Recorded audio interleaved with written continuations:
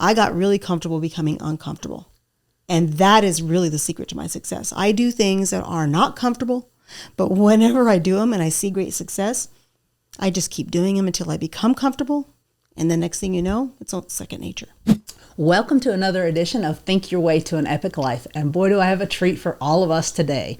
This lady had her first child when she was 15 years old and really wasn't expected to do much. Yet she has become not only a millionaire real estate agent, but she is in the top 1% of all realtors in the entire MLS.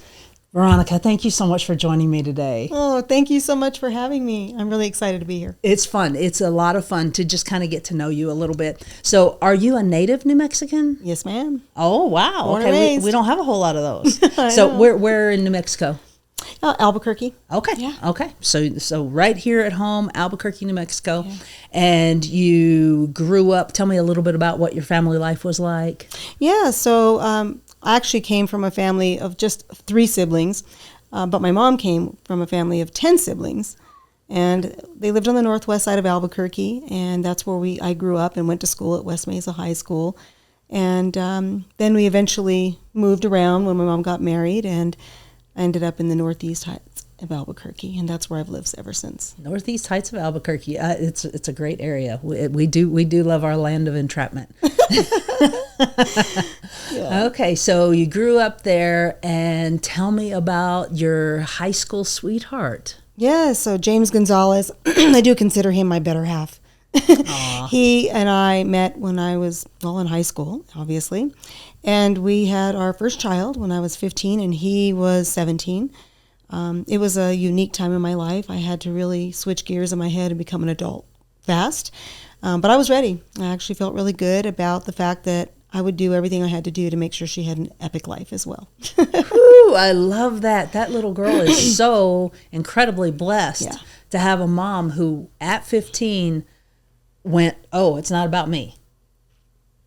Tell me a little bit about that transformation. Before that, was it kind of about you? Well, I was just a child, to be honest with you. So the truth is I had a goal to make sure I graduated high school with my classmates, and that when I got out of school, I'd have a really good job to start providing for her. I set goals to have her a home, not a rental, which I did. And I set them like so many years apart, and I would actually have them written down. I wanted to have her in a school that was not just any school, a private school or something that I wanted. So I started setting goals, and I just kept following through with all that. And she's got a really great life. Now I have 2 grandchildren, 5, 7. Yeah. Okay, so you wrote goals. You're like the underdog, and everybody loves an underdog story that comes out, especially that turns out as beautifully as yours has. So you're the underdog, and you're writing goals. Where did you learn to write goals? I don't know if I ever had anybody tell me to write goals at that age, but I also knew that I was kind of somebody who would think on the positive side of things as opposed to negative, and there's so much negative in the world, it surrounds us everywhere, So for me, it was about my faith. I have a big faith, so I knew that if I wanted to be successful at anything, including being a mother, which was the first, career, if you want to call it, and that was going to have to take some real thinking about what does it take to do that. And for me, it was about making sure I made the best decisions possible that would affect her life going forward as well. Golly. Do you ever think what it would have been like if you didn't have her inspiring you? Oh, that's a great question. Well, yeah, I guess, things could have turned out a lot differently. However, I still think somewhere down deep inside, I knew that I was always going to do something great. And I don't mean like I have to make the headlines, but I mean great as in whatever I was going to do was going to be to give back to people in some capacity or another, my time, talent, or treasure, because I got that from my mother. My mother was very humble, but she was a giver, and I never really learned how to shop or do anything like that. It just wasn't my favorite thing to do. Still isn't. So for me, it was about doing things that would affect somebody else's life positively. So that's kind of where I think I would have always went, but I don't know, with a 15-year-old mom, there's some big changes that had to take place in terms of my mindset and knowing that I would miss a good portion of my life as a older teenager, college person. That wasn't going to be anything like anybody else's, and it was okay with me. I knew that I needed to do what was necessary, and I don't regret any of it. It was the best time of my life, actually. Oh, I bet. I know of another very young couple that has 4 kids now, and I mean, everyone predicted failure for them. Yeah. It's not possible those kids can raise a kid, and look what you did. Yeah. Look what you did. Oh, so your knight in shining armor, is he still your knight in shining armor? Absolutely. We are soulmates, for sure. There's without a doubt. Period of time when we were younger, we weren't together, and that was probably good, so that we learned that we were actually soulmates. Now we're best friends. We do everything together, from bike riding, hunting. We're both involved in our church. He's involved in my business. He's kind of a silent partner, if you will. He does the back end of my website, and he's a great photographer, so he does a lot of great luxury videos and photos for some of my listings, and marketing for the for the properties that I'm taking. And he's just really great. He's a jack of all trades. Without him, I don't know. He's the wind beneath my wings, is what I say. That is so sweet. That is so sweet.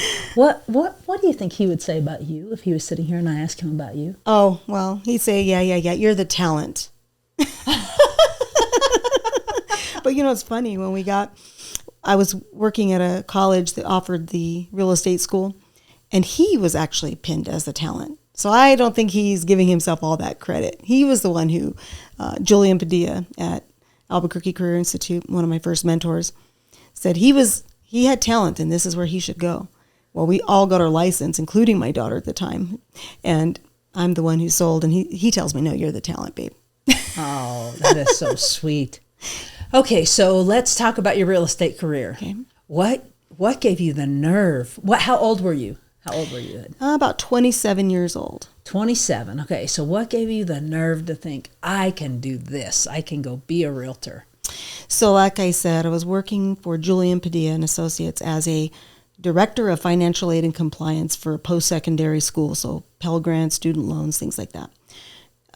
And I got my license because it was like a video program. And I wrote my first contract when I was under him, because he was also a qualifying broker, on, I think it was 3-part paper.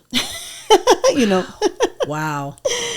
I didn't know that I was going to go into real estate. I just thought it was a nice gift that he gave us. And then Jama Fontaine walked in the door one day, desperate to get her continuing ed hours. And I'll never forget. Yeah, Jama. Running by the seat of her pants. But she came in and she said, you were running that place. Well, I probably was the only one in the building at the time. So I set her up and took care of business, and she came by after she was all done. It was maybe a day or two of classes, I'm not sure. And she said, if you ever think about making a change, give me a call. And I was always a big believer that I should not get comfortable. This is what my dad told me. Don't get comfortable. Keep moving up. Keep doing things when doors open. Pay attention. So I took that seriously. I was ready for a change. So I called her one day, and my husband said, now's the time to do it if you're going to do it. And going from a $30,000 salary to nothing but commission was a little scary for me with 2 small children. But we had already moved into our home and all that stuff. But yeah, so I just thought, okay. And then I got into the business with Jama, followed everything she told me to do. I was a sponge. Wow. And the rest is history. And this is the result. I mean, really, I know you get it. How incredibly blessed you were to have had her mentorship. Oh yeah. So not just because we both love Jama, but even if it wasn't her, how important is it for somebody getting into real estate to have a mentor? It's incredibly important. It's important to find somebody who will help you to see past the no's, see past the roadblocks, see past the negative reasons why you may not succeed. I mean, I was never pegged as a mega agent. Every analysis I ever did said I was something totally different. But I had an open mind. And when she would share with me things that were, whether it be affirmations or coaching or anything, she shared it all. So you need somebody who will share all of the things that will help you to potentially move past any limiting beliefs you might have been raised with, your blueprint, basically. If you can get past that because you have an open mind and you're and somebody who truly cares about you, letting them help you through some of the things that feel really uncomfortable. I got really comfortable becoming uncomfortable. And that is really the secret to my success. I do things that are not comfortable, but whenever I do them and I see great success, I just keep doing them until I become comfortable. And the next thing you know, it's all second nature. Whew, I wish we could have that like on the loudspeaker. Oh, Are you still uncomfortable today? oh yeah. I have a philosophy: when you're green, you grow. When you're ripe, you rot. So I'm always wanting to learn. I always want to open up and do things that, like video, for example, video text messages, video communications. You know, the world is changing and people communicate in different ways, and none of those things are comfortable for me. I'm not a camera girl. And so, yes, I think being uncomfortable is really important to my growth, no matter where I'm at in my business. As long as I'm doing something different that feels uncomfortable, I can't go wrong. Okay. So now you're just talking to whoever's listening. Okay. And they know, they have something burning in their heart that they know that they're going to be incredible at, that it just keeps coming up and they keep saying, no, that's not me. I couldn't do it. What do you say to them? Well, if they have a desire to get into real estate, first they need to find out why. What is it that's driving that desire? Is it about looking at pretty houses? Because that'll not get it done, I promise. If it's about serving people in one of the most important decisions of their life and being an advocate for them to help them through the very scary steps in the process, and somebody who will give them the good, the bad, and the ugly, even if it doesn't sound like, even if it's not what they want to hear, but actually being honest and truthful and caring. Caring is most important, because if you can out-care anybody else in this business, the people are going to know it. They're going to know when you care about them and the interest is in them and not just you and your career and the next sale. That makes a difference. And I would say, don't give up, because this is one of the most rewarding careers you can ever have, serving people. Home ownership, it's getting harder and harder to have every day. So I would say, trust yourself if that's who you are, and then just go get the training you need and practice until you're blue in the face, because practice is like the mother of all, monotonous things. If you'll get there. And then also find good mentors and surround yourself with people that are like-minded and people that are maybe where you aspire to be. And I think you'll be fine. I think you really just can't give up on your dream if you want to do something to help people, and real estate is what's calling you.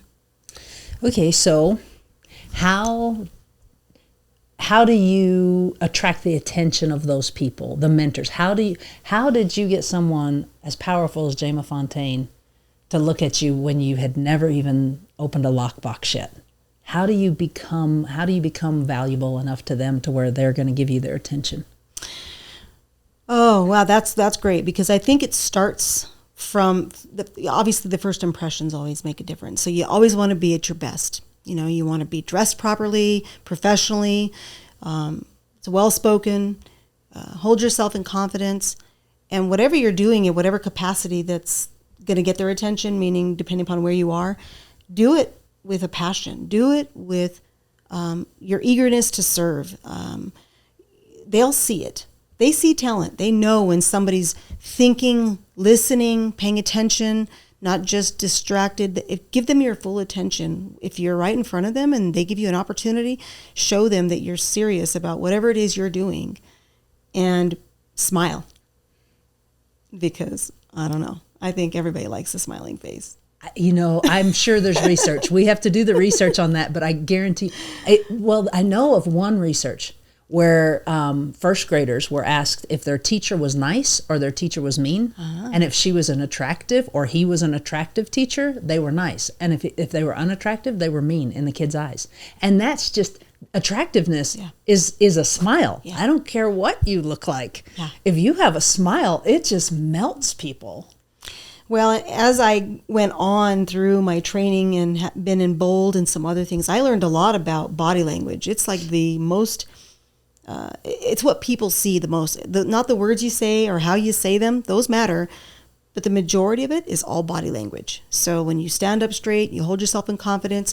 I have been told by many of my sellers, the reason I got hired was because I came with energy and enthusiasm. And I didn't know that I was doing that. It was just me. However, I realized they needed to see somebody who was as excited about their house or their lives and the things they're going through as they were, and not just about the numbers and the facts and the wows and what I can do for you. It's about the energy. So energy is huge. If you want to attract a mentor, wherever you are, put out some good energy. Okay, that's definitely, those are words to live by there. How did you, and I'm assuming, maybe I shouldn't assume, when you were growing out of who you used to be into who you are now, you were morphing into this new person. How did you overcome good-willed people who were afraid that you were growing and leaving them and it was scary? And did you have any of that, or did you just have people encourage you? Good question, actually. No, I'd have to say there were some people in my life that I would love to have brought along with me. And I think they're successful in their own way. And we aren't completely detached. We're just not the same friends we were before. And it has nothing to do with money or status or success. It just has to do with mindset. I need to surround myself with people who I can not just encourage, but be encouraged by, inspired by, that are like-minded in so many other ways besides business, faith, family, integrity, just being a good person overall. And not that that wasn't in line, but sometimes things change, and you just have to be willing to realize that friendships don't have to be the same as they were when they were first originated. You can still keep your friendships. The ones that you want to really stay close with are the ones that are going to do just that. They're going to support your growth and vice versa, and tell you when you need to slow down, or maybe, do some things that are a little different so that you don't lose sight of some of the other really important things in your life. That's an important thing. So very, very important. So that ties right into the next question. I actually wrote questions down. How important are relationships? Oh, well, they're key. They're the key to a happy life. Your relationships with your family, your kids, your parents, my team. I mean, everybody that I associate with, I feel like the most important thing we can do to each other is be honest and be open and be transparent. And I'm one of those people that I wear everything on my sleeve. So I have to have relationships where people don't take information that I give and use it against me. So I don't keep, because I'm pretty honest about anything, and I don't have anything really to hide. So I like making sure that the people that I surround myself with are good people of integrity, and that our relationships bless each other. Absolutely. Yeah. Well, and how important was the one relationship with Jama? Like when you first started in real estate, if you had started somewhere else, what do you think the trajectory how different do you think it might have been? Well, Jama was one to bring the best out of you. She was never one to say, oh no, you stay down there, I'm not growing you. She wanted to see you blossom and bloom. I mean, there was never a time where I felt like I couldn't rise to my best self with her, and she would say it. She goes, you're better than me at that. And I'm like, I don't know about that, Jama. But that was my own limiting mindset at that time. And the truth is, she was honest about those things, and meaning I just felt 100% like she had my back. I mean, she was there for me both in business and personally. When I lost my mother, they were the first people there. I mean, just an incredible relationship, and one that gave me a lot of, I guess, framework for what relationships should look like going forward too. Right. So something that people with a more limited mindset, I think, at least when I had a more limited mindset, I couldn't understand, was how many relationships how many people you can truly love and care about. How is that possible? I mean, you love your clients, you love your team, you love your family, you love your coworker. How is that possible to love that many people? Oh, well, I don't know, but love makes the world go around. So there's nothing bigger than love. I just think you just have a capacity to care about other people's more than yourself. I don't know. I feel like that they enrich my life. And, even if we're not best friends, hanging out all the time and doing things, they can call on me and know that I'll be there. I mean, it could be years from now and they call me and remember their great experience. And it's just like we were together yesterday. And I was very blessed to have many of my past clients return and give me the opportunity again to serve them later in life and ask me, are you still doing real estate? Well, you haven't seen me online. Are you kidding? And I just feel like those relationships, when you take care of them, I don't know, it just keeps everything circling in the right direction. And so, yeah, I can love a lot of people. Absolutely. So what percent of your business would you say is repeat business, is referral business? Well, before we launched our dynamic website, I would say that was about 50%. And now I'd still say in the last year, it was about 50%. So that's a pretty good number. And that means people that either did repeat business or they referred business to us. However, we have other sources of business, and I think we haven't even tapped into all of the potential. But I'm more of a quality versus quantity person, and I don't have enough help on the team, in my opinion, to actually follow up on all the people that come into our world. But I do think we do a really good job of, Yeah, I think you're doing all right. I think you are in the, you're in the zone. You're there. Yeah. So what do you do to maintain your healthy mindset? Oh, yeah. Well, I love being outdoors. So I think I told you I moved from the Northwest to the Northeast, and now I live in the foothills in Sandia Heights, where I can literally get up in the morning, walk my dogs for 2-3 miles, 5 miles, whatever I feel like doing in the foothills. I also love mountain bike riding, so I'm on my mountain bike at least 3-4 times a week. I'm outside, and that's a beautiful time of day for me in the early morning or the evening. And I take that time for listening to books, prayer, meditation. I do a lot of thinking when I'm out on the trails, whether I'm walking, hiking, biking, whatever it is. So that's kind of what I really do, is spend a lot of time nurturing my mind while I'm in a place I love to be, which is the mountains. I love the mountains. Wow. So that's what Tony Robbins calls no net time, no extra time. Ah. You're going to be out there anyway. You might as well be filling your mind with absolutely the good stuff. Always. That's where the gratitude comes in, all the positive thinking. I mean, mostly I enjoy the beauty of it, so the gratitude is easy for me. I'm thankful for everything, even the lessons learned. That makes my life whole, to be able to say, wow, that was a tough day, but thank you for that lesson. Amen. Amen. Because it's the lessons that take us to the next place. Exactly. And I also think that people are probably misinformed or misunderstand that once you have a company that brings in over $1 million in 1 year, you shouldn't have any problems. What's the reality? Yeah. Well, running a business is very expensive, and it's cyclical. Things change. Can change because the market changes, can change because the team changes. It can change because, you change. Maybe you have some things in your life going on that require more attention from you. I think that you should never get too comfortable because of the changes that are out there and still coming. You need to be looking for the next wave that you're going to ride, I would say, whether it be more technological opportunities, video, or face-to-face. Right now, I think more than ever, people need to be face-to-face. After COVID, everybody was so used to Zoom and on the computer, seeing each other as opposed to in person. I think people miss that. Big time. Yeah. And I think they miss hearing voices too, because they're so overwhelmed by all of the technology and the spam and the text and the emails. So that's put a huge change in our business, and it's coming.